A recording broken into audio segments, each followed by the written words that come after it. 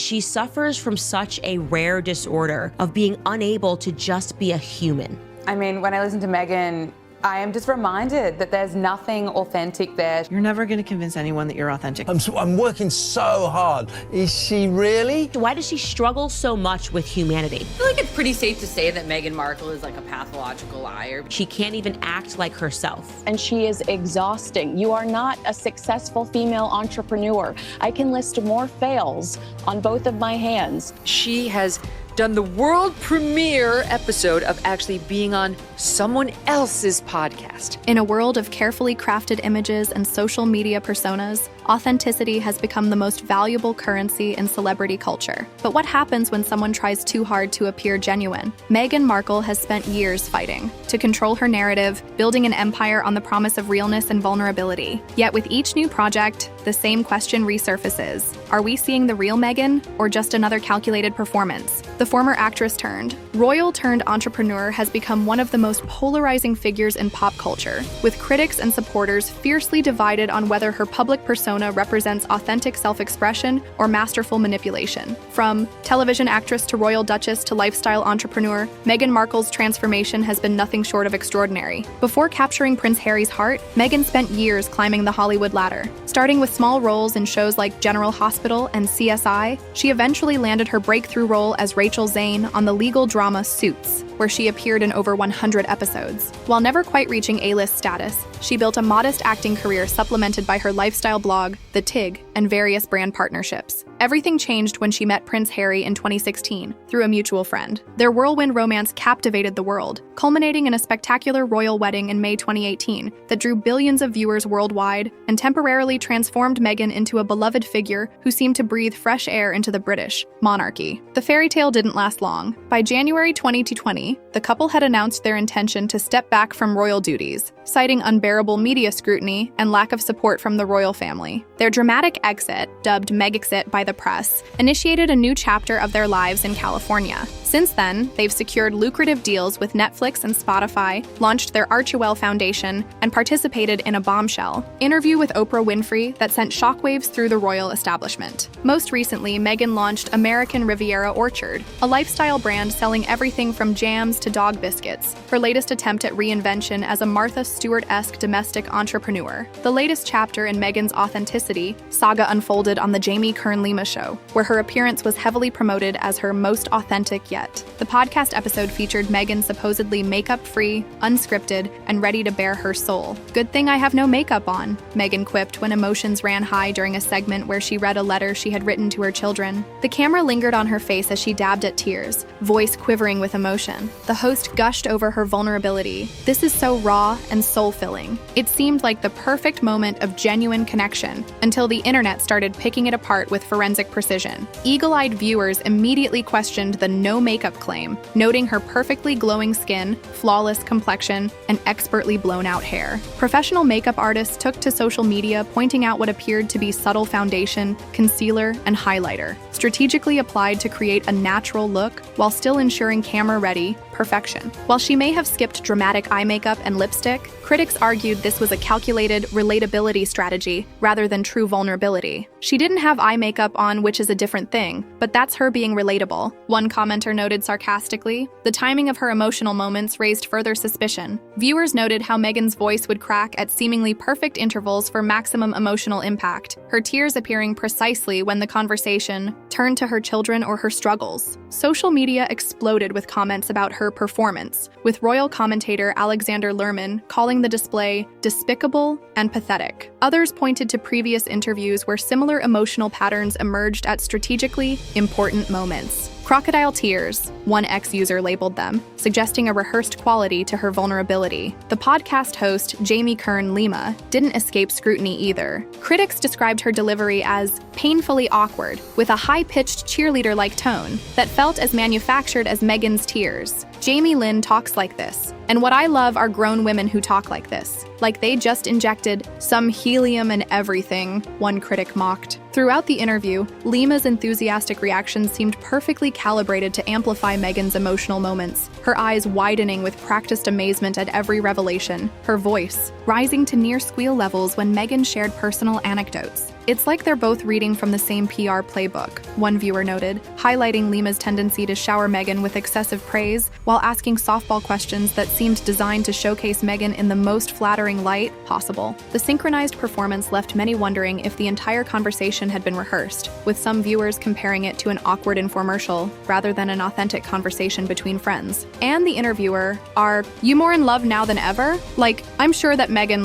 wrote all these questions," one skeptic commented. Lima's background as a successful entrepreneur who built a billion-dollar makeup empire makes her effusive, almost childlike demeanor during the interview all the more jarring. This is a savvy businesswoman who suddenly comes across as starstruck and incapable of asking challenging questions. Perhaps most controversial was Meghan's lengthy discussion of her grueling work schedule, which quickly became fodder for mockery online. Editing all the time-coded notes for Season 2 of With Love Meghan, and then being in edits for the podcast, and making and being a mom and a wife and a friend, she explained, adding that she loves being that busy. She elaborated on the challenges of her entrepreneurial journey. The moment that everything sells out, it doesn't mean that we're done. It means we're working on replenishment and what are the next SKUs and what's the next tranche of products and what's the timing on that, and writing the newsletters and writing the social media captions and making sure that all that peels in line. To Meghan, these tasks constitute a demanding workload that outsiders fail to appreciate. This portrayal of hustle culture immediately backfired in spectacular fashion. Critics pointed to tax documents suggesting that Meghan and Harry reportedly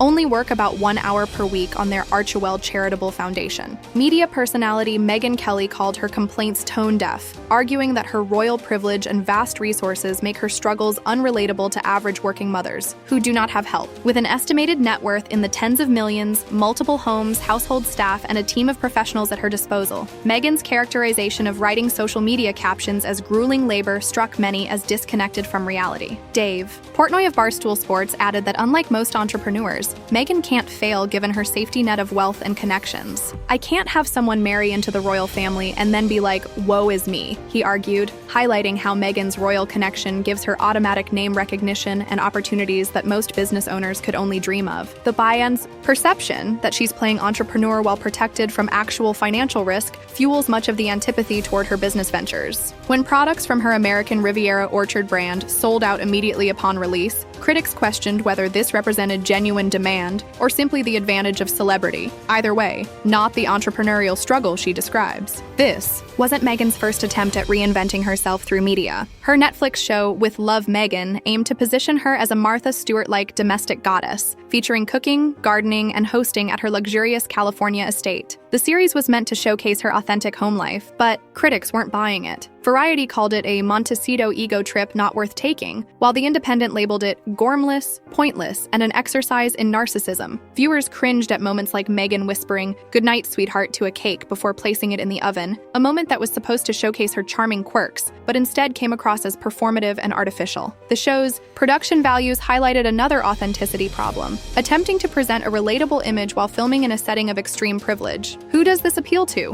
One critic asked. Her neighbors are about people who could probably afford the ingredients and could have a backyard filled with honeybees. This could appeal to Oprah Winfrey and basically no one else, least of all, in the economy that we're all just coming out of. The disconnect between the show's aspirational lifestyle content and Meghan's claims to relatability created a cognitive dissonance that viewers couldn't reconcile. Celebrity chef Jameson Stocks, who previously cooked for King Charles, delivered perhaps the harshest critique, calling the show terrible and painful to watch, and claiming he rejected an offer to consult on the series because he sensed it would be forced and fake. He even questioned Meghan's culinary skills outright. "I don't think she can cook." Stocks urged her to return to acting instead, suggesting she was quite a good actress who should stick to what she does best, a backhanded compliment implying her current ventures are merely extensions of her acting career. The audience seemed to agree with these assessments, with the show earning a dismal 2.4 out of 10 on IMDb and an 11% viewer score on Rotten Tomatoes, making it one of the worst-rated programs on the platform. The pattern of carefully orchestrated vulnerability extends throughout Meghan's post-royal career. Her Spotify podcast Archetypes was launched in 2022 with a splashy $20 million deal to explore stereotypes against women. Despite featuring A-list guests like Serena Williams and Mariah Carey, critics panned it as self-indulgent, with The Independent calling it the most self-congratulatory 57 minutes of audio you'll hear all year. While her supporters praised the podcast's feminist themes, Even they admitted it felt overly rehearsed and lacked spontaneity. Critics counted how many times Meghan used the word I during episodes, suggesting the supposed exploration of women's issues frequently circled back to her own experiences. Spotify eventually canceled the remainder of their deal in June 2023, with reports suggesting the streaming giant wasn't seeing sufficient returns on their investment. Industry insiders noted that the Sussexes didn't produce enough content to justify the massive payout, delivering only 12 episodes of Archetypes and one holiday special over nearly 3 years. This pattern of high-profile deals followed by underwhelming output has contributed to the perception that Meghan is more interested in the prestige of media ventures than in consistently producing quality content. What makes the authenticity question so persistent is Meghan's contradictory approach to her royal past. While publicly renouncing their royal duties and criticizing the institution in their Netflix documentary and Prince Harry's memoir Spare, the couple continues to leverage their royal titles and connections in business ventures. They no longer use his/her Royal Highness, but still prominently identify as the Duke and Duchess of Sussex in commercial endeavors. As one critic put it, they renounce their royalty, but they still want the royalty. This apparent contradiction fuels the perception that Meghan is trying to have it both ways, rejecting the institution while benefiting from its prestige. The couple's frequent complaints about privacy invasions while simultaneously sharing intimate details of their lives through highly publicized interviews, documentaries, and memoirs creates another authenticity paradox. Critics point to incidents like their dramatic exit from a royal tour of Australia over privacy concerns, only to later include footage from that same tour in their Netflix documentary. These seeming contradictions, wanting privacy yet seeking the spotlight, criticizing the monarchy while using royal titles, lamenting media scrutiny while engaging in media ventures, create a credibility problem that undermines Meghan's claims to authenticity. Media analysts suggest Meghan's authenticity problem stems from an over-reliance on media training techniques that have become increasingly transparent to savvy audiences. Her emotional moments often appear precisely timed, her vulnerability carefully framed for maximum impact. Body language experts have noted patterns in her interviews: the voice that quivers at strategic moments, the perfectly timed tear, the self-deprecating joke that feels rehearsed. These techniques, while standard in celebrity media training, become counterproductive when overused or detected by an audience increasingly skilled at identifying manufactured sincerity. Former royal staffers have claimed Meghan meticulously plans her public appearances, reportedly requesting specific camera angles and lighting to present her most flattering image. Stories about her demanding nature during royal engagements, requesting particular flowers,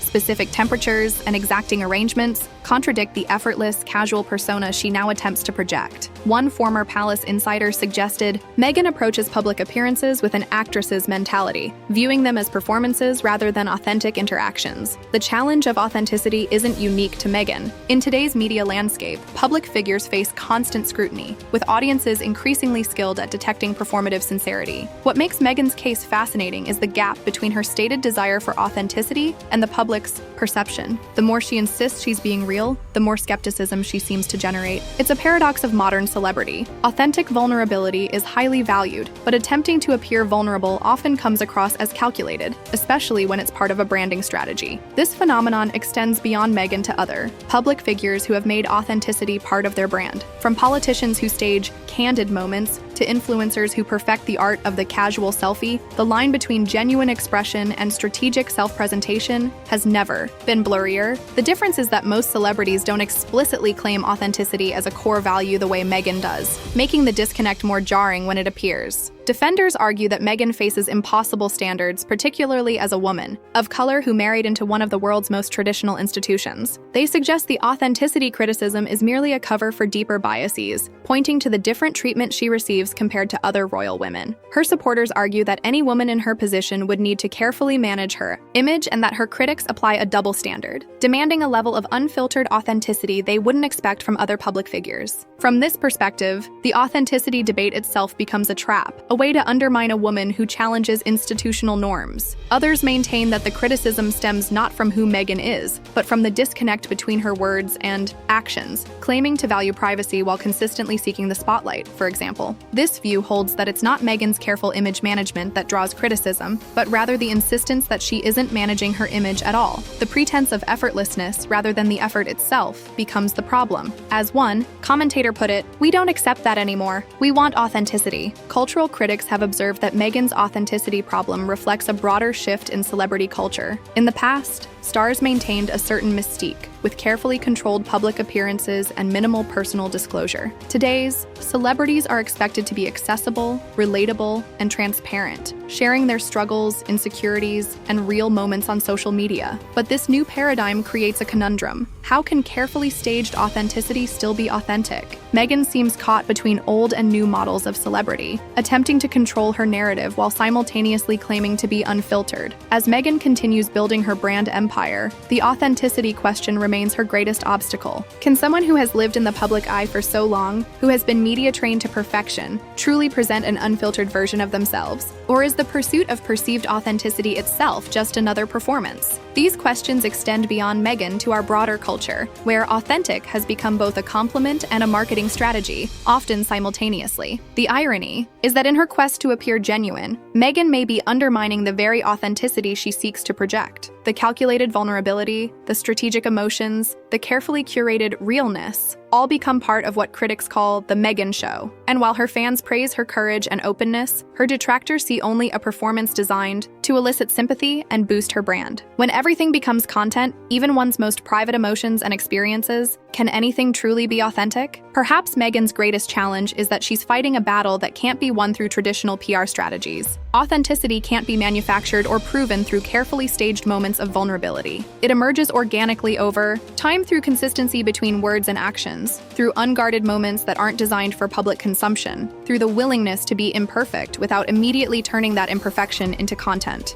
In the end, perhaps the most authentic thing would be to acknowledge the impossibility of perfect authenticity in public life. Every public figure curates their image to some degree. The question is whether Meghan Markle can find a way to connect with audiences that feels less rehearsed and more genuine, a way that acknowledges the inherent performance aspects of public life without pretending they don't exist. Until then, the authenticity debate will continue to follow her, with each new venture scrutinized for signs of the real Meghan beneath the polished exterior. What do you think? Is Meghan Markle being unfairly criticized for trying to present her authentic self in a media landscape that demands both perfection and relatability? Or is there something to the claims that her vulnerability feels calculated and her relatability manufactured? Has modern celebrity culture made true authenticity impossible? Or are there public figures who manage to seem genuine despite the pressures of fame? Let us know in the comments below, and don't forget to subscribe for more deep dives into today's most controversial celebrities.